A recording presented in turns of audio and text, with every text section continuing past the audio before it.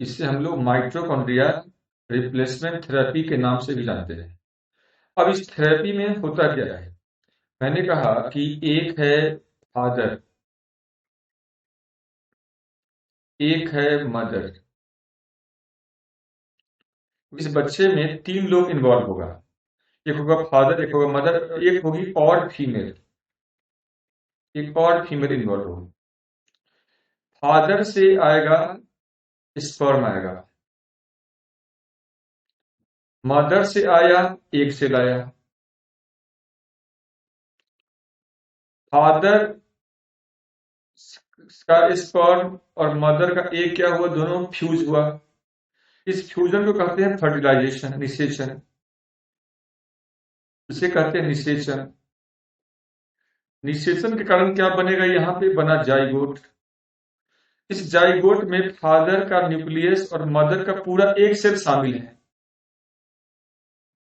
Father के sperm में 23 chromosome होता है,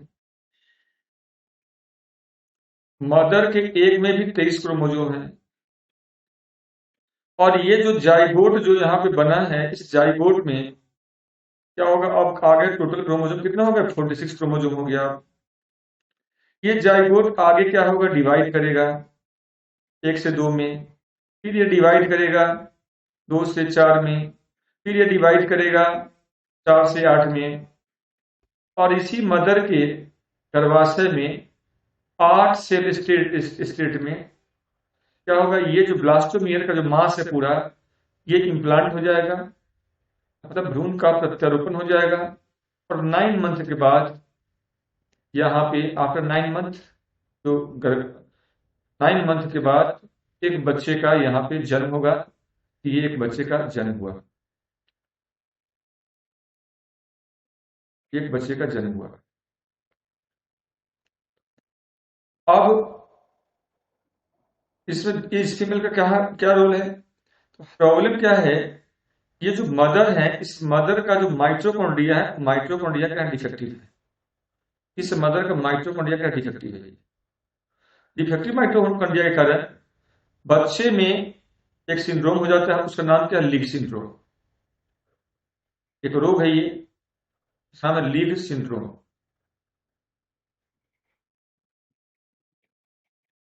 अब वैसे में इस सिंड्रोम में होता क्या है? बेसिकली इसमें होता है मेटाबॉलिक डिसऑर्डर, मतलब पाचन में गड़बड़ी, मेटाबॉलिक डिसऑर्डर, पाचन संबंधी गड़बड़ी या उपापचय संबंधी गड़बड़ी। और दूसरा इसमें होता है मानसिक गड़बड़ी, मेंटल डिसऑर्डर, मेंटल डिसऑर्डर। ये डिसऑर्डर क्या हुआ है? क्योंकि इसके मां का माइटोकॉन्ड्रिया डिफेक्टिव है। और मां के माइटोकॉन्ड्रिया मतलब मां का तो पूरा एक से जा रहा है बच्चे में, क्योंकि फादर का तो सिर्फ न्यूक्लियस आ रहा है बच्चे में, क्योंकि फादर का माइटोकॉन्ड्रिया वैसे भी नहीं आया। माइटोकॉन्ड्रिया फादर का कहाँ पे होता है? वो टेल में होता है। और निषेचन की क्रिया में फादर का जो स्पर्म है उसका केवल न्यूक्लियस आता है, और मदर का पूरा एग आएगा। एग के साथ जो भी सेल ऑर्गेनेल्स होंगे, सारे सेल ऑर्गेनेल्स इंक्लूडिंग माइटोकॉन्ड्रिया भी जाएगा। क्योंकि माइटोकॉन्ड्रिया डिफेक्टिव है, इसलिए इस बच्चे में ये रोग हो गया है, लीक सिंड्रोम।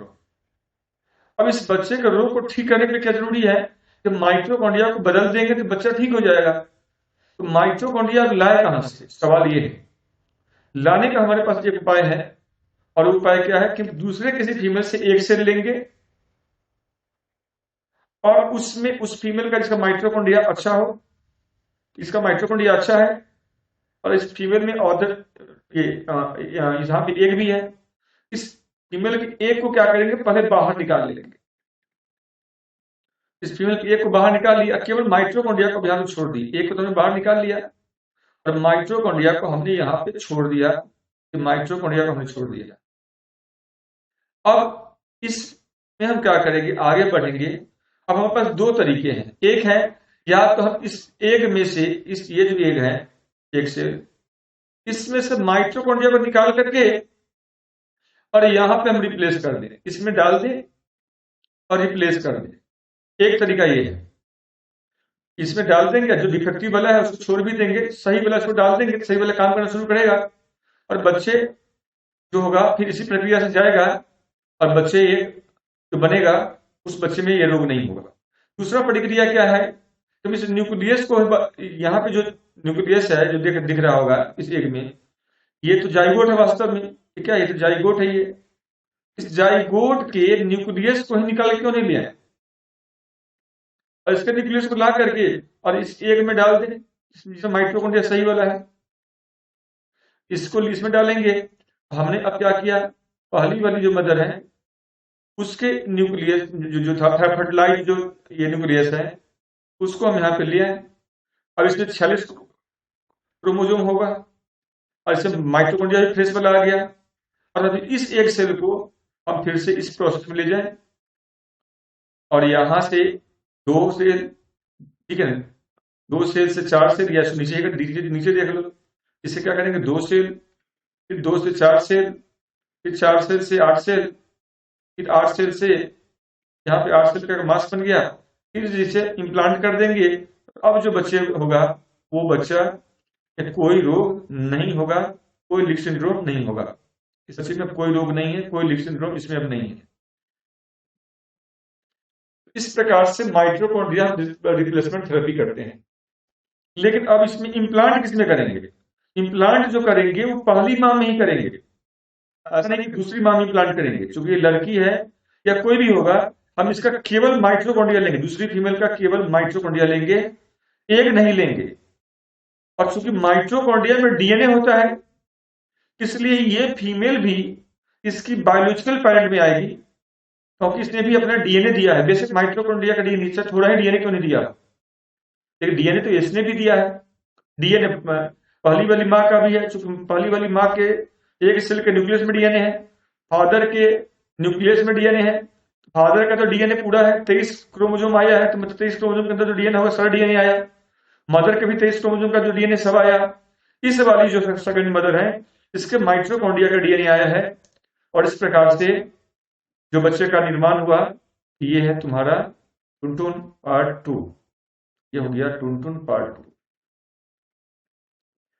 अब इस प्रोसेस को कराते कहाँ हैं, ये प्रोसेस हम कराते हैं इन विट्रो आर्टिफिशियल मीडियम में कराएंगे, क्योंकि ये यहां से लेकर के और 8 सेल तक, 8 सेल तक कहां पे होगा, इन विट्रो होगा।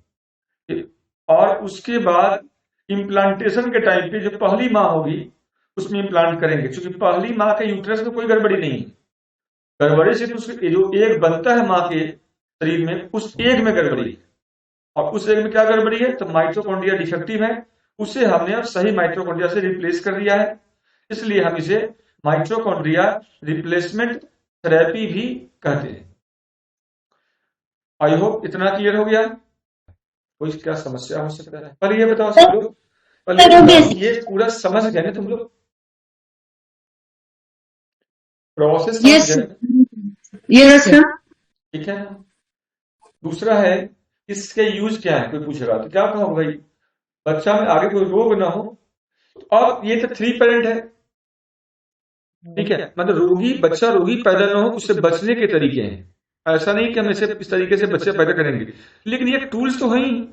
आने वाले समय में लोग चाहेगा कि मेरा बेटा जो है बहुत स्मार्ट हो या बेटी बहुत स्मार्ट हो, वो इसके लिए भी, या बहुत ताकतवर हो, बहुत अच्छे हो सकता है वो वैसे फीमेल को लोग चुने जो फिजिकली बहुत सुंदर हो, बहुत हेल्दी हो, उसको चुन करके लोग क्या करे कि आगे अपने बेबी को कंटिन्यू करेगा। अगर ऐसा करता है तो फिर ये ठीक बात नहीं है, क्योंकि अनइथिकल, लेकिन लोग कर सकता है। उसको पता है कि भाई उसकी पत्नी अच्छी नहीं, मतलब उसकी पत्नी जो है फिजिकली उतनी फिट नहीं है, अनफिट है, या कोई इसमें डिसऑर्डर भी नहीं है, नॉर्मल होने के बावजूद भी वो उतना गुड लुकिंग नहीं है, तो वैसे में हो सकता है कि लोग दूसरे फीमेल के सहारा लें और उसके थ्रू बच्चे को सुंदर बच्चा पैदा करें। पत्नी को बदल नहीं सकता है, तो कम से कम एक माइटोकॉन्ड्रिया बदल सकता है ना, या अदर सेल ऑर्गेनिज्म बदल सकता है ना, और माँ का पूरा एक लगा हुआ होता है, तो ये काम लोग कर सकता है। सर क्या यही रीजन है कि एक बच्चा ज्यादातर माँ पे जाता है? बच्चा तो ज्यादातर बच्चा माँ पे जाता है, ऐसा नहीं है, ये 50-50 होता है। बच्चे माँ पे भी जा सकते हैं, बच्चे फादर भी जा सकते हैं।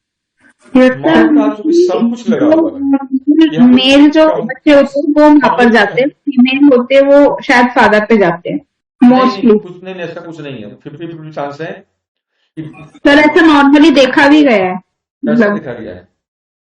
सर ये कि मोस्टली जो मेल बच्चे होते हैं वो मदर पे जाते हैं और फीमेल जो होते हैं वो फादर पे। नहीं नहीं नहीं, मेरे तो अपने बच्चे हैं, हम पे हमारे जैसे हैं,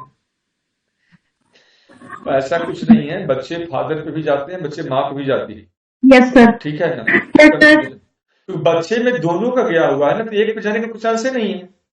सर नहीं, मैं फेस फीचर्स लुक वाइज बोल रही हूँ, क्योंकि अरे सर भाई वैसे भी जो कुछ जीन्स कैरेक्टर होते हैं नहीं वो। नहीं, तुम लोगों ने नहीं गौर किया, तुझे तुम लोग ही हो, तुम्हारे कुछ लक्षण, जैसे तुम अपने रंग को ले लिया, हो सकता है रंग तुमको लगे कि रंग तुम्हारे फादर का है या मदर का है, लेकिन उसमें भी तुम्हारी आंखें, तुम्हारा अंगुली, तुम्हारा नाखून, तुम्हारा आवाज, तुम्हारी बाल, तुम्हारी चाल, तुम्हारा फिजिक, बहुत सारा चीज को हम मिलाते हैं, तो उसमें फादर मदर दोनों का होता है। तो बच्चा क्या है, they are representative of their parents, वो दोनों का मिक्स प्रोडक्ट है, हर बच्चा मिक्सर बच्चा है, मिक्स प्रोडक्ट। सर हाँ, सर हम टोटली पापा जितन है।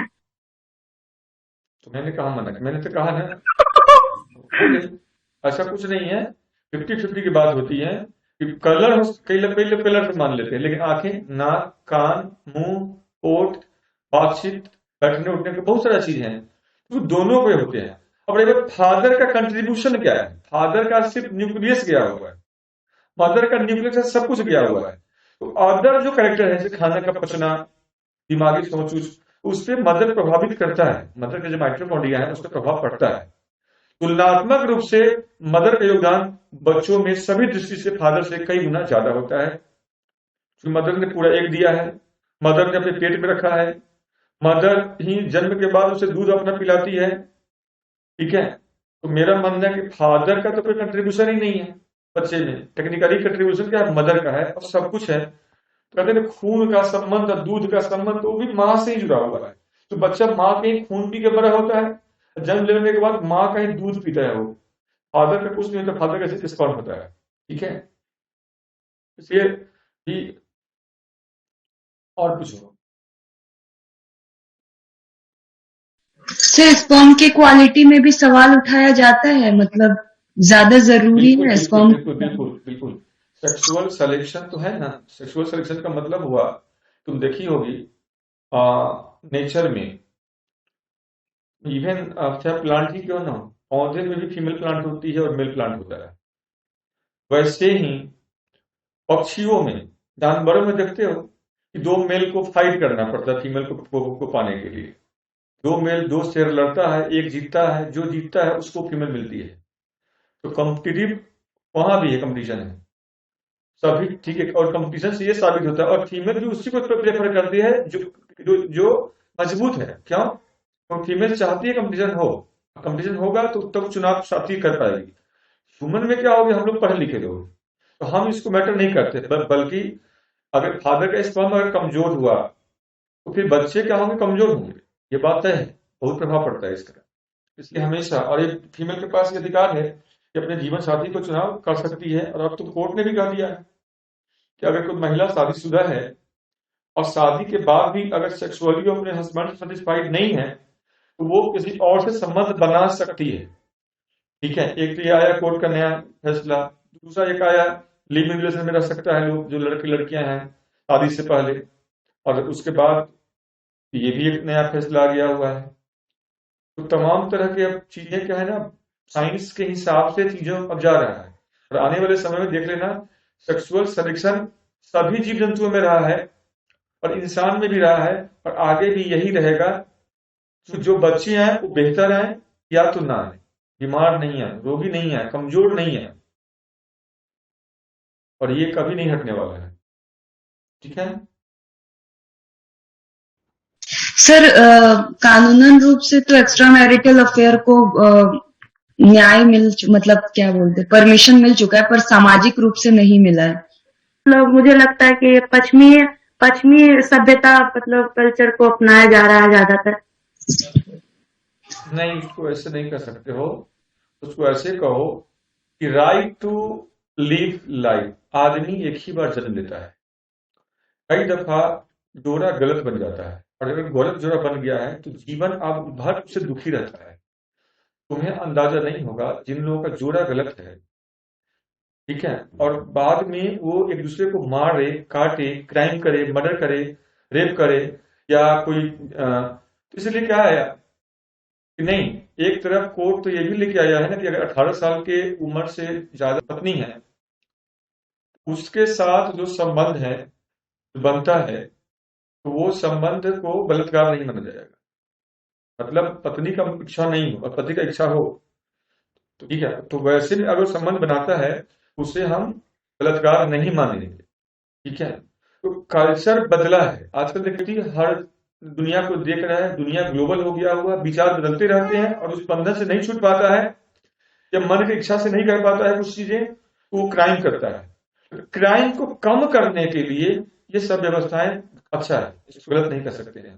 जहां तक बात है संस्कृति का संबंध सेक्स से नहीं होना चाहिए। वजह उसका क्या है, जैसे तुम खाना खाते हो, जैसे तुम उठते बैठते हो, ये सामान्य बातें हैं। सेक्स भी क्या होता है, जीवन में एक सामान्य बात है, कोई बहुत बड़ा बात नहीं है। जिसने नहीं किया हुआ उसके लिए बहुत बड़ा बात होगा, जिसने कर लिया हो उसके लिए बहुत ही छोटी बात है। और बच्चे के लेकर के मैं जो समझ पाता हूँ कि ह्यूमन के जो क्राइम था महिलाओं के साथ जो हो रहा है, अभी भी हो रहा है, रेप हो रहे हैं, ये सब कम करना है, तो ऐसे चीजों को लाया है कोर्ट ने, सही निर्णय दिया है, कुछ गलत निर्णय नहीं दिया हुआ है। और बेहतर है कि भाई अगर लिव इन में रह ले रहा है 5 साल और उसके बाद चाहता है कि कंटिन्यू करे, ठीक है गो। अगर लगता है कि नहीं 5 साल में अंडरस्टैंडिंग नहीं बना और अब लगता है कि हम छोड़ दें दूसरे को, तो छोड़ सकते हो। आमतौर से ऐसा होता नहीं है, अगर 5 साल किसी के साथ रह लिए हो, 4 साल रह लिए हो, तो आप क्या कर सकते हो, कंफर्टेबल हो। ये आजादी जब युवा रह सकता है, लड़का लड़की रह सकता है, तो फिर शादीशुदा जोड़ों के लिए क्या नियम है, उन्हीं के लिए लाया गया सबको अधिकार मिले अपना जीवन जीने का। कोई महिला है, पति उसके हैं, पसंद उसको नहीं है, कोई पुरुष है, पत्नी उसको पसंद नहीं है, तो वैसे में क्या विवाह जो संस्था है इस पे थोड़ा सा खतरा है। लेकिन अब खतरा क्या, विवाह संस्था तो पहले ही से खतरा में आ चुका है, न्यूक्लियर फैमिली कॉन्सेप्ट आ चुका है, न्यूक्लियर फैमिली से परिवार टूटा। अब क्या हो गया कि अब विवाह पे खतरे हैं। तो भाई हम धरती पे विवाह करने के लिए सिर्फ नहीं आए थे, धरती पे बच्चा पैदा करने के लिए नहीं आए थे, धरती पे आए थे कुछ करने के लिए ना। कुछ करने के लिए क्या है, आपका हर तरह से आपको सेटिस्फाई जरूरी है। आप अगर सेटिस्फाई किसी भी फ्रंट पे नहीं हो तो आपके जीवन में विकास रुका रहेगा। हिंदुस्तान में क्या है, सेक्स पे जब बात आती है तो लोग अंदर में सब कुछ करते होते हैं, बाहर में वो बोल नहीं पाते हैं, या मन में होता है और सामाजिक दबाव के कारण कुछ कर नहीं पा रहा है। तो वैसे स्थिति में उस व्यक्ति का मानसिक विकास, उसका आर्थिक विकास उसका रुका हुआ होता है। इसलिए इसको एक सामान्य प्रक्रिया की तरफ लेना चाहिए और आगे बढ़ना चाहिए। आज देखते ना विदेशों में क्या है, आज शादी किया, यदि 24 आवर क्या होता है वो अलग हो जाता है समझ से, क्योंकि पसंद नहीं आया उसको, कुछ हुआ होगा, कोई 2 महीना के बाद, कोई 4 महीने के बाद, तो क्या वो बेहतर जीवन जी रहा है, ऐसा कुछ नहीं है, ठीक है। तो ये तो दो अपॉर्चुनिटी है एक प्रकार का लोगों के लिए, और बेहतर अपॉर्चुनिटी है। जहां पे लोग बंधा हुआ था, पहले तलाक दो, डिवोर्स दो, प्रॉपर्टी दो, इतने सारे कोर्ट कचहरी, इतने सारे लफड़े, इतने सारे पुलिस दरोगे, थाना, सबका अब इन सबका इन्वॉल्वमेंट क्या कम हो जाएगा। अब लोग अपने शर्तों पर जी सकेगा, ठीक है। अब तो ऐसा कुछ नहीं है ना, आप तो देख रहे हो ना कि सरकार कहता है कि कोई लड़की अपनी इच्छा से वेश्यावृत्ति कर सकती है, न्यूज पढ़े हो, कोई लड़की वेश्यावृत्ति है तो कर सकती है, उसके लिए कोर्ट उसको मान लिया है, कोर्ट ने परमिशन दे दिया, उसको कर सकती है। कुछ रूल्स के अनुसार कि जैसे कि पब्लिक में नहीं, वहां पे जमाव नहीं करना है, उन सब नहीं। आप ऐसा मत कीजिए कि आप किसी को प्रवोक कर रहे हो, या आप पब्लिकली जो पब्लिक प्लेस पे आप कुछ ऐसा मत करिए। अदरवाइज आप अगर कोई कोर्ट या सरकार या एजेंसियां जब कोई फैसला लेती है तो वो अकेले नहीं लेता है, उसमें बहुत बहस होता है, ठीक, आपस में लोग सभी मानदंडों को देखता है कि कहीं किसी के साथ नहीं चाहता कि अन्याय हो, चाहे महिला हो चाहे पुरुष हो। और जीवन को जीना का नाम है, जीवन काटने का नाम नहीं। और जीने के लिए हमें जीवन भर आजादी मिले, तो ऐसे संबंधों से क्या हो, सबको आजादी जीवन भर मिल जाएगा, ठीक है। आज सर ये इस बात से मैं आपको सहमत हूँ कि ये वाली जो छोटी छोटी चीजें हैं वो विकास को अवरुद्धित करती हैं। मतलब अगर ये आंसर देने का आ गया तो आपका ये बात मुझे बहुत अच्छा लगा।